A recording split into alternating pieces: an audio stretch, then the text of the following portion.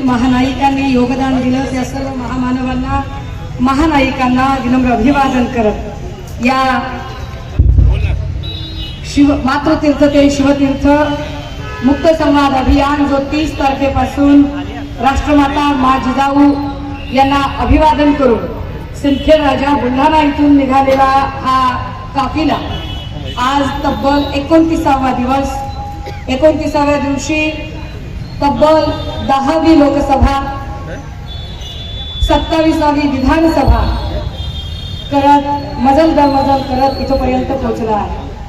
माझ्या समवेत इथले संपर्क प्रमुख रुपेशभाई म्हात्रे या ठिकाणी आमचं स्वागत करणारे उपनगराध्यक्ष विजयजी भगत, आमच्या समवेत असणारे श्री राऊतजी कुलदीप धानके, सगळे आमचे युवा सेनेचे अल्पेश भोईर हिवरे, अनेक मान्यवर पदाधिकारी ते आहेत, आमच्या महिला संघटिका ताई आणि आपण सर्व भावांनो आणि बहिणींनो। बऱ्याच जणांना असं वाटतंय की या सगळ्या धामधुमीच्या काळामध्ये मोठ्या सभा करायच्या सोडून काही हे पायी का बरं पायपीट करत असतील आणि का फिरतायत एवढ्या उन्हातानाचं। इकडे ऊन लागतंय। आता आम्ही ज्या भागातनं आलो तिकडनं प्रचंड थंडीचा बेल्ट होता आणि तो बेल्ट पार करून इथपर्यंत आलोय। हेतू काय आहे? हेतू हा आहे राजे हो की इको कमी करणे बाबा आणि काहीच करू नको याला। हेतू हा आहे की गेल्या 10-5 वर्षामध्ये एकूण राजकारणाचा दर्जा इतका घसरलाय, जो महाराष्ट्र कधी काळी अत्यंत विद्वत्ता प्रचूर अशा लोकांनी व्यापलेला महाराष्ट्र होता, तो महाराष्ट्र आता बोलघेवड्या फितुरांनी व्यापला आहे। या सगळ्या बोलघेवड्या फितुरांकडून म्हणजे गद्दारी वगैरे हे तर सर्वश्रुत आहे, पण महिलांबद्दल अत्यंत हिंकस दृष्टिकोन वाढीस लागत आहे।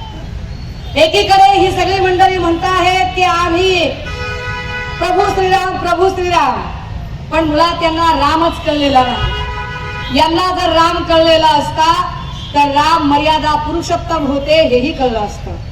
ज्या लोकांनी कुठलीच मर्यादा शिल्लक ठेवली नाही त्यांना मर्यादा पुरुषोत्तम राम कळू शकत नाही। राम एकवचनी एकपत्नी एकबाणी होते।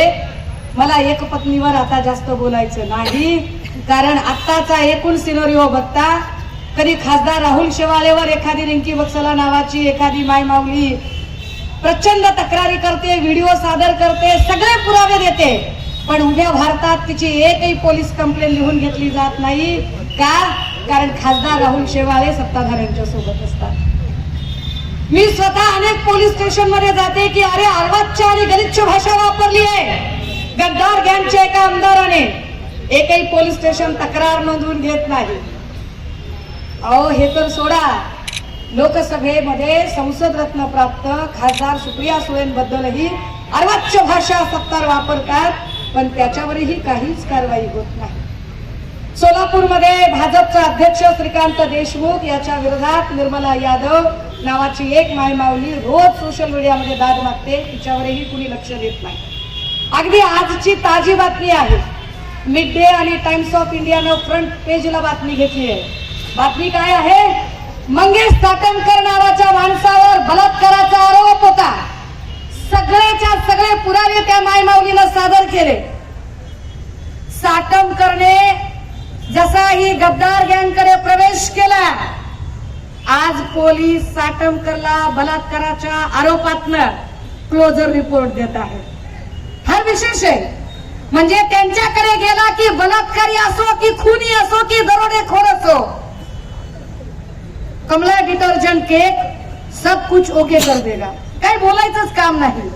महिलांबद्दलची ही हिनकस, ही अत्यंत गलिच्छ भाषा, हे अत्यंत वाईट असा दृष्टिकोन, या सगळ्यांबद्दल जनजागृती व्हावी।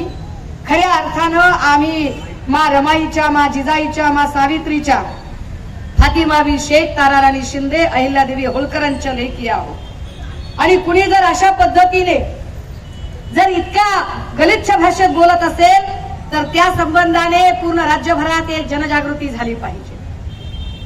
ईडी, सीबीआय, इलेक्शन कमिशन सारख्या स्वायत्त यंत्रणा काय पद्धतीचा हायदोस घालतायत ते आपण बघितलं।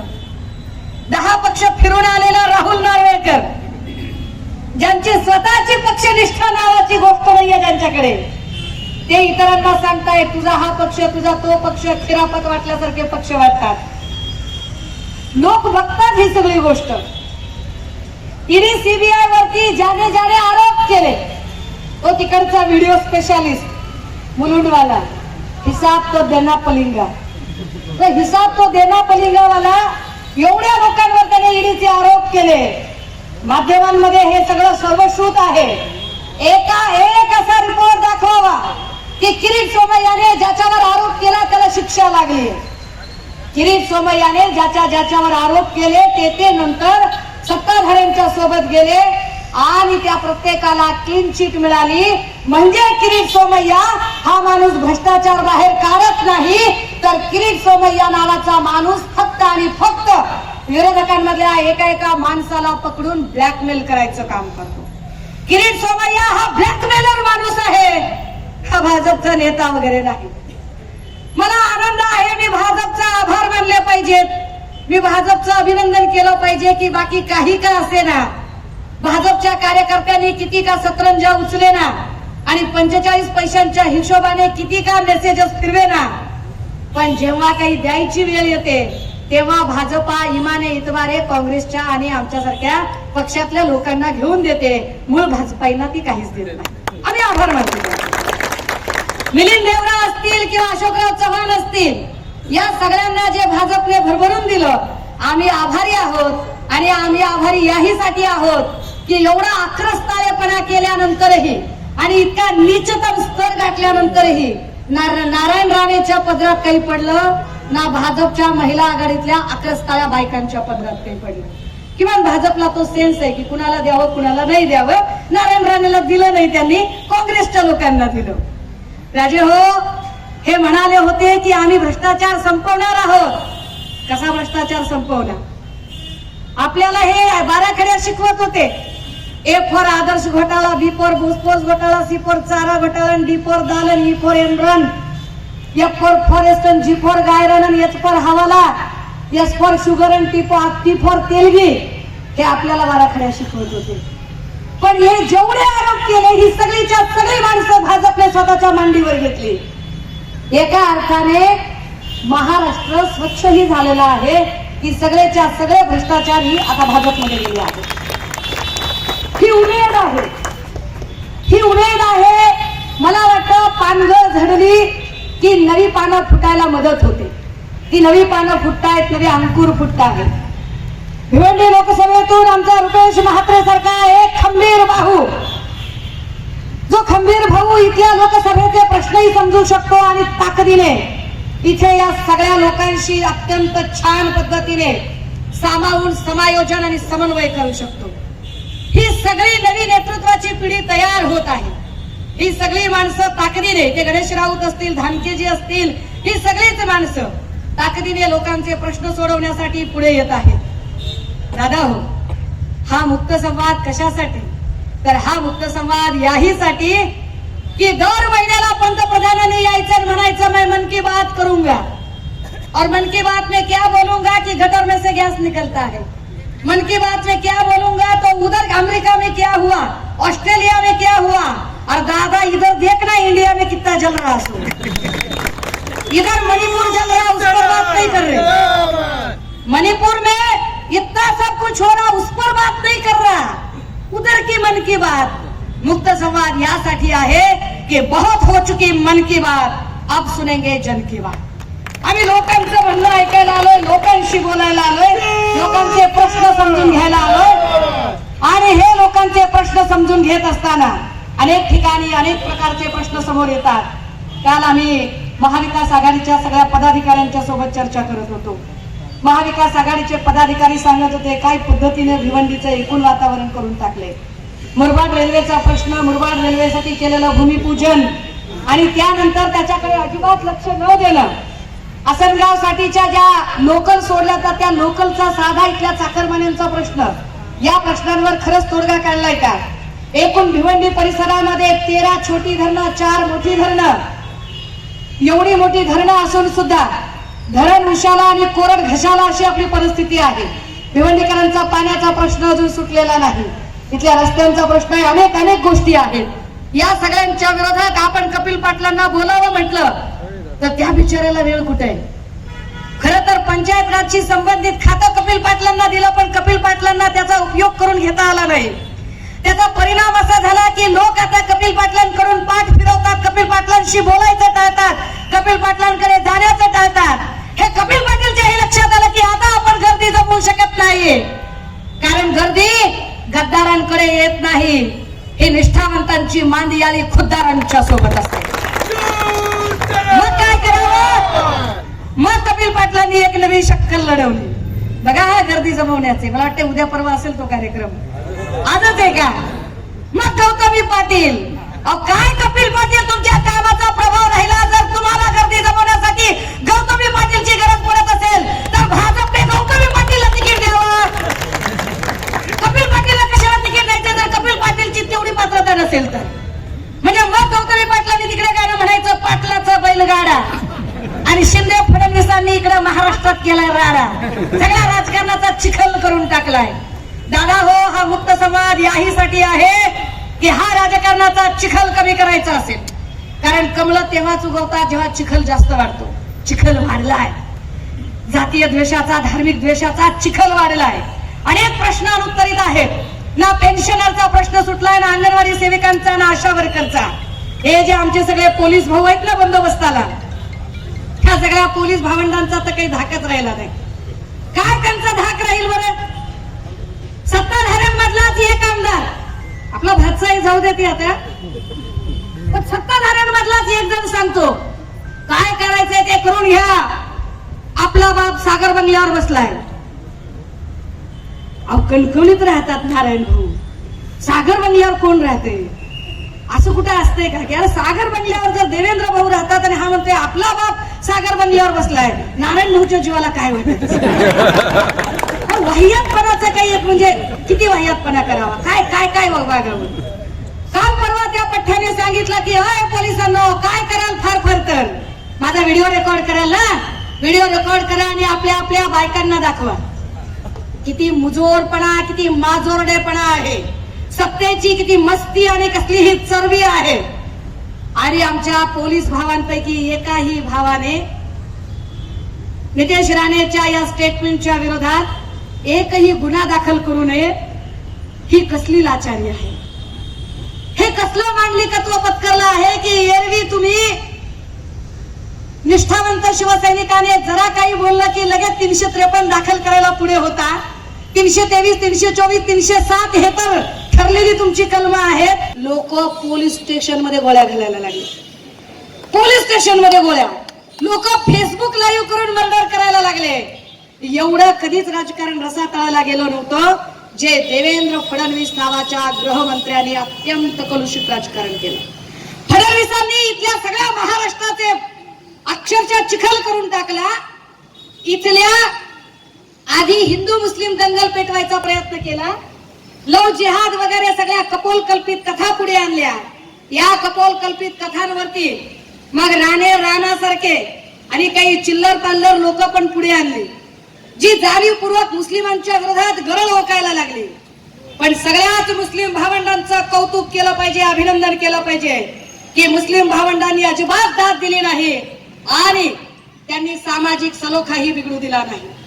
मग नवीन चाल खेळली गेली सरकारकडून की जर हिंदू मुस्लिम दंगल होत नसेल तर मराठा ओबीसी दंगल करूया. कालपर्यंत आपल्या डोक्यात जाती नव्हत्या राजे हो. कालपर्यंत आपण 18 पगड जातीची लोक गुन्ह्या गोविंदाला नांदत होती. कालपर्यंत इथला मराठा साळी माळी कोळी तेली तांबोळी आतार भगवान सुतार लोहार कुंभार आराधी बराडी गोंधळी हे सगळेच्या सगळे लोक एकत्र गुन्ह्या गोविंदाला नांदत होते. भाजप आणि फडणवीसने या सगळ्या लोकांना अक्षरशः गटातटात विभागून टाकलं. जाती जातीचे धर्माचे टॅग त्यांना लावले. आणि ते असं का करता हे? कारण त्यांना माहिती आहे की इलेक्शन आलंय जवळ. इलेक्शन आल्यावर तुम्ही त्यांना प्रश्न विचाराल, सांग बाबा महागाईचं काय झालं, बेरोजगारीचं काय झालं, तिथल्या वेगवेगळ्या सेक्टर मधल्या नोकर भरतीचं काय झालं, कंत्राट भरतीचं काय झालं, त्यावर त्यांना प्रश्नांची उत्तरं द्यायला उत्तरं नाहीत. म्हणून त्यांनी 2 मुद्दे पुढे आणले. एक जाती आणि धार्मिक विद्वेष आणि दुसरा राम मंदिरचा मुद्दा.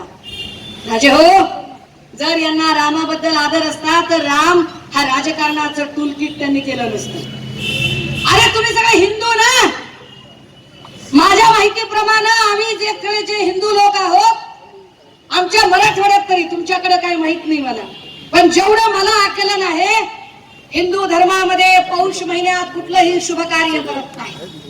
ना वास्तुशांत करतात, ना पूजा घालतात, ना मुलगी बघायला जातात, ना साखरपुडा करतात, ना लग्नाची तिथी काढतात, ना नामकरण करतात. एकही शुभ कार्य पौष महिन्यात होत नाही. मग भाजपने प्रभू श्रीरामाची प्राणप्रतिष्ठा पौष महिन्यात कशी काय केली? ती प्राणप्रतिष्ठा खरे तर रामनवमीला व्हायला हवी होती, पण रामनवमी इलेक्शन झाल्यानंतर येईल आणि भाजपला मुद्दा कॅश करता येणार नाही. मुद्दा कॅश करण्यासाठी, राजकारण करण्यासाठी भाजपाने हे सगळं नाटक केलं. आपण राम म्हणतो का? हो, आम्ही प्रभू श्रीरामांना मानतो. प्रभू श्रीरामाचा मर्यादा पुरुषोत्तमाचा गुण आम्ही मानतो.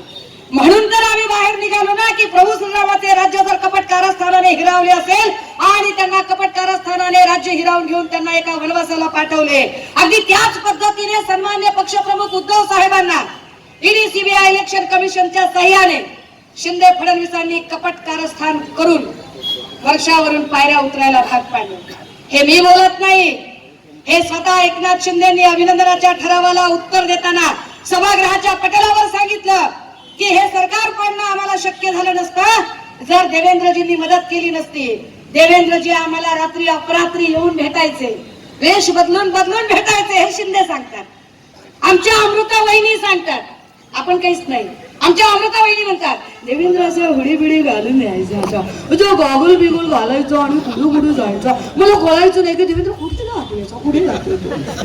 आपण बोललो हे, आपण नाही बोललो. अरे आम्ही पुन्हा सांगतोय, आम्ही खानदानी लेकर आहेत, आम्ही नाही बोलणार काही.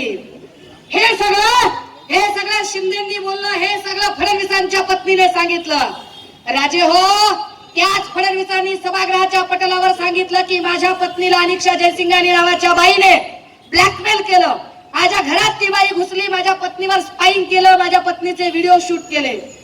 आम्हाला प्रश्न पडतो, ज्या देवेंद्र भाऊंना आमच्या अमृता वहिनींचं संरक्षण करता येत नाही, ज्या गृहमंत्र्याला स्वतःच्या बायकोची सुद्धा संरक्षण करता येत नाही, असे गृहमंत्री महाराष्ट्रातल्या बहीण लेकींचं संरक्षण काय करतील? साधा प्रश्न आहे. राजे हो, याच सगळ्या मुद्द्यांवर चर्चा करत, विचार करत, एका जिल्ह्यात जाऊन त्या जिल्ह्याचा राजकीय, सामाजिक आणि सांस्कृतिक भवताल समजून घेत आम्ही पुढे सरकत आहोत. बुलढाण्यापासून आतापर्यंत प्रत्येक तालुक्यात, प्रत्येक जिल्ह्यात, प्रत्येक लोकसभा, विधानसभा आणि जिल्हा परिषद गटांमध्ये जाऊन ही भूमिका मांडत आहोत. इलेक्शन लागलेलं नाही, आचारसंहिता सुरू झाली नाही आणि मी कुठल्याही इलेक्शनला उभी नाही, मी कुठल्याही प्रचार सभेत नाही, या सगळ्यांचं मला भान आहे. तरीही ही मांडणी आणि हा प्रवास चालू आहे, कारण मी असं म्हटलं की कपट कारस्थान करून जसे रामाचे राज्य हिरावले तसेच उद्धव साहेबांचं राजपाट हिरावून घेतलं गेलं. प्रभू श्रीरामाच्या वनवासामध्ये भरत आणि लक्ष्मण सोबत होते. आम्ही ठरवलं की उद्धव साहेबांना जर तो राजकीय वनवास मिळाला असेल तर मी आणि माझ्या टीम मधली ही सगळी जी 30-35 लोक आम्ही निघालो बुलढाण्यापासून, की दिवसभर लोकांशी बोलायचंय, फिरायचंय, चालायचंय, ऊन वारा पाऊस थंडी कशाचाही विचार न करता चालायचंय. जिथे संध्याकाळ होईल तिथे झोपड्या टाकायच्या, झोपड्यांमधून राहायचं आणि आपण आपली भाकरी आपण आपली कष्टाने बनवून खायची आणि लोकांशी बोलत राहायचं. जर आमच्या पक्षप्रमुखांना हा वनवास दिला असेल तर त्या पक्षप्रमुखांचे निष्ठावंत शिलेदार म्हणून आम्ही तो वनवास स्वीकारायला तयार आहोत. आम्ही तो वनवास यासाठी स्वीकारायला तयार आहोत की आम्हाला गद्दार गँगला हे सांगायचंय की सगळेच तुमच्यासारखे जिकडे हवा तिकडे थवा करणारे नसतात. काही निष्ठावंत असतात, ज्यांना सत्ता आणि पैशाचा अजिबातच मोह नसतो, ते संघर्ष काळातही टिकून असतात. आम्ही संघर्ष काळात सोबत आहोत. राजे हो, माझ्याकडे बोलण्यासारखे अनेक मुद्दे आहेत, पण मी आपल्या सगळ्यांना या रखरखत्या उन्हामध्ये एकच गोष्ट सांगेन की काय म्हणतात त्याला, लय अवघड हाय गड्या उंगा या बापर. जे राहुल नार्वेकर आणि गद्दार गँग मधले भोल घेवडे सांगतात की अहो बाळासाहेब असते तर पक्ष फुटला नसता, पक्ष तिकडे गेला नसता, चिन्ह गेलं नसतं. चिन्ह देणारा कोण माणूस? राहुल नार्वेकर. राहुल नार्वेकर कुणाचा माणूस? भाजपचा माणूस. ते सांगतात की बाळासाहेब असते तर असं घडलं नसतं. चला शिवसेनेबद्दल असं बोलला, मग राष्ट्रवादीचं काय झालं? आदरणीय पवार साहेब हयात आहेत ना, मग पवार साहेब हयात असतानाही पवार साहेबांचा पक्ष आणि चिन्ह कसं काय गेलं? अहो राम एकवचनी होते, एकवचनी होते. भाजपाकडे एकवचनीपणा आहे का? ज्या मोदीजींनी सांगितलं होतं याच महाराष्ट्रात येऊन, भाई और बहनों 70,000 करोड़ का सिंचाई का घोटाला करने वाले पवार को हम नहीं छोड़ेंगे म्हटले ना. आपण मनाचं नाही सांगतो. 72 तास उलटायच्या आधी त्याच अजितदादांना डीसीएम करणारे हेच मोदी आहेत. कसले एकवचनी आहे ते? नरेंद्र तो नरेंद्र, देवेंद्र क्या कम है? मग देवेंद्रजी पण म्हणाले राष्ट्रवादीशी युती नाही नाही नाही, आपला धर्म नाही, शाश्वत धर्म नाही. अरे मग पहाट दुपारी 2-2दा लव्ह मॅरेज कशासाठी? कशासाठी करतात? कुणाला वेड्यात करतात? हे कसले एकवचनी? कायदा सुव्यवस्था मोडकळीस आली आणि ती कायदा सुव्यवस्था मोडकळीस येताना इथला गृहमंत्र्यांना, मुख्यमंत्र्यांना, 2-2 उपमुख्यमंत्र्यांना आपल्याकडे लक्ष द्यायला वेळच मिळाला नाही. कारण लोकाभिमुख प्रश्न सोडवण्यापेक्षाही पक्ष फोडणे, नेते फोडणे, कुटुंब फोडणे, लोकांची घरं फोडणे हे त्यांना जास्त महत्वाचं होतं. देवेंद्रजींचा प्रॉब्लेम असा आहे की देवेंद्रजींकडे सध्या एकही नेता उपलब्ध नाही. असलेले नेते त्यांनी संपवून टाकले. ज्या मुंडे साहेबांची बॅग घेऊन फिरत होते देवेंद्रजी, मुंडे साहेबांची बॅग वागवायला जे देवेंद्रजी होते, त्याच मुंडे साहेबांच्या कन्येचं, पंकजा मुंडेंचं राजकारण संपवण्याचं पाप फडणवीसांनी केलं. चंद्रकांत पाटील असतील किंवा विनोद तावडे असतील, या सगळ्यांना साईडलाईन केलं. त्यातली त्या तावडे यांच्या तावडीतनं सुटले. पण बावनकुळेंची मजबुरी आहे, बावनकुळे हो मध्ये हो मिसळत आहे. आता दरेकर आणि लाडमुळे आशिष शेलारांची पण जागा धोक्यात आली आहे आणि आता बाकीचीही लोक बाजूला झालेली आहेत. या सगळ्यांमध्ये नेमकं त्यांचा जो काही गोंधळ चालू आहे त्यात लोकाभिमुख प्रश्न कुठे आहे? लोकांचे प्रश्न कुठे आहे?